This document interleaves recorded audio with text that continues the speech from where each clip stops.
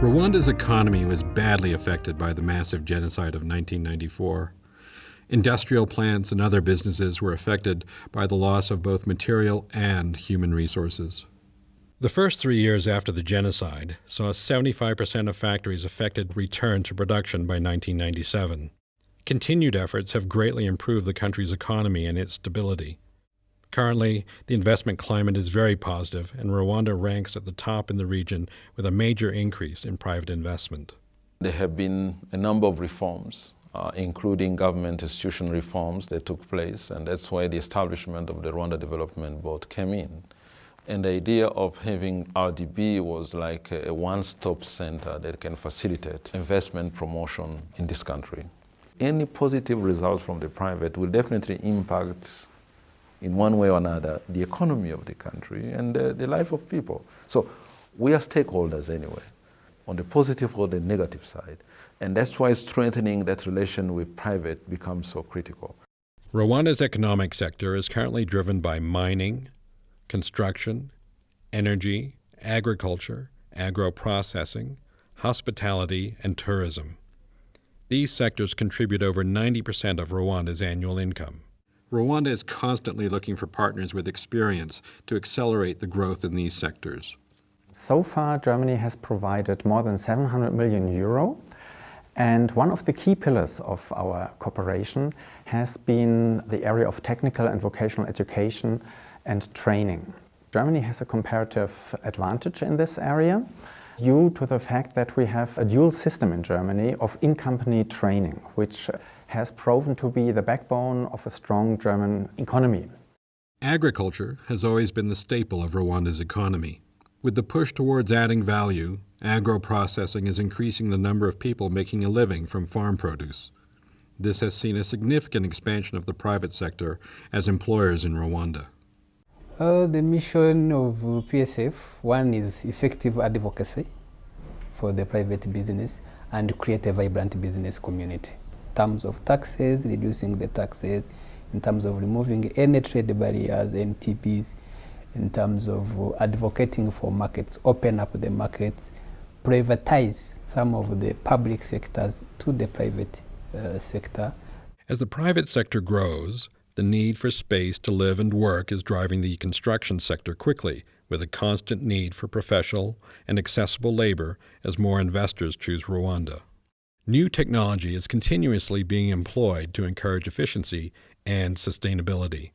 This rapidly developing market has attracted investors who have picked Rwanda as their base of operations in Africa. It's a very good investment climate here. We get a lot of support from the government. There's clearly a large demand and not many local solutions that can also be upscaled. So when we talk about mass production and quality, the same quality that we can provide here, that is, I think, the main issue. With new technologies being introduced in TVET, training has to happen quickly and, many times, on the job. We had international trainers coming from Germany to transfer the know-how to local trainers and set up a StrawTech training center at the Nyanza TVET school. 14 students finished and graduated, and we've hired the first 6 of them, so they are now working here in our factory. Ntakurakora kano kazi nari mfite nyine ubushomeri murabizi na mu buzima busanzwe ariko ubu ngubu nshobora kwikemura ikibazo cyose. All these sectors together engage a majority of the population, but a large number need to be transitioned from basic agriculture to the other sectors. The hospitality industry, for example, still needs chefs, cooks, waiters, service personnel, and technicians to take advantage of the growing tourism and conferencing activities in the country. Rwanda is striving to become a middle-income country through a knowledge-based, private sector-driven economy that stimulates job creation. Technical, vocational, and education training plays an important role in this strategy. As TVET falls under the education system in the country, there are 3 important aspects that we keep trying to improve. One is really providing access to as many Rwandan, particularly youth, as possible. But at the same time, we need to raise the quality of provision of education, all forms of education that we provide. And lastly, we need to make sure that whatever training we provide meets specific demand in the labor market. Rwanda has made great strides in enlarging the base of TVET. So many schools have been established in the last years, and what we see is that the number of students, as far as I know, has tripled within the last years. That is enormous. But this is still not enough. So we assist Rwanda in maintaining schools, in enlarging schools, and in equipping these schools. Currently, there are over 350 TVET schools in Rwanda, with the latest numbers showing enrollment of over 80,000 in 2013, up from approximately 50,000 in 2010. Most of these students are in technical secondary schools. A higher number of female students are also being recorded, and over 70,000 students have graduated from TVET since 2011. A tracer survey is being carried out to see how many have gone on to become self-employed. TVET providers increase annually, with private providers covering more than 50% of the training centers.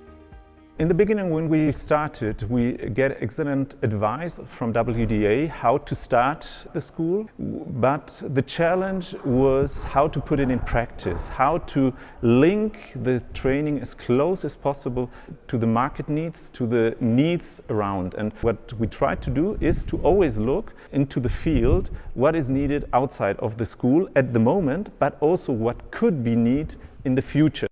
Rwanda's National Employment Program, which aims to create 200,000 off-farm jobs each year, has also started empowering many youth with employable skills. It is important that you have a strategy in place. Productivity and youth employment, rural transformation, economic transformation, and good governance in this perspective. Competency-based training being promoted by the Workforce Development Authority has enabled TVET students to develop projects that answer some of the problems affecting local communities. What I have learned here, I'm able to put it into practice, even here, even outside. After finishing my studies, I may start with employer. After getting the capital, I may run my own small business. Creating a market-driven economy that is led by the private sector is also among the new initiatives being promoted by the Ministry of Education through industrial-based training, or IBT. Abana bagomba kujyana n'iyo technology y'ubu ngubu. So, bikeneye investissement, bikeneye equipment zijyanye na technology y'ubu ngubu. So nibyo dushaka ko abana bubu bamenye ibyo bintu. Ngubu yo hobwengo iyi ni moteri. Wiga ubona ibice byayo neza, ukabona ukuntu ikora, niba ari ugukora kureviza moteri ukabona ukuntu bayireviza, ukabona n'ukuntu bayisubizamo. Nyuma y'ubumenyi mbonera ahangaha genda teganya kuzagenda nkashyira mu bikorwa ibintu nabashije kwigira ahangaha. As the Rwandan economy continues to grow, key to moving forward is raising the quality and relevance of workforce development. Engaging with the private sector to increase in-company, demand-driven training yields both thriving businesses and skills that are so crucial to this growth.